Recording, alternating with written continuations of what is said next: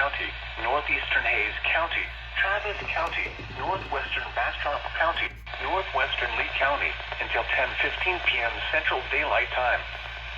At 9:10 p.m. Central Daylight Time, severe thunderstorms were located along a line extending from near Weir to near Anderson Mill to near Dripping Springs, moving east at 50 miles per hour.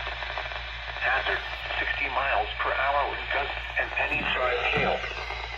Source, radar indicated. Impact, expect damage to roof, siding, and trees.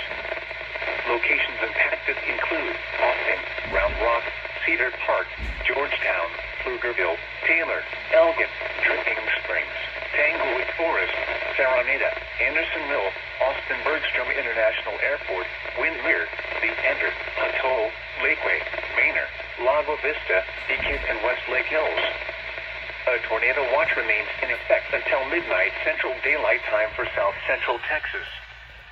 For your protection, move to an interior room on the lowest floor of a building. Oh my gosh. I know I shouldn't get excited about this, but whatever. Tornado watch number 554 remains in effect until midnight Central Daylight Time Tuesday for the following counties: Caldwell and Hayes.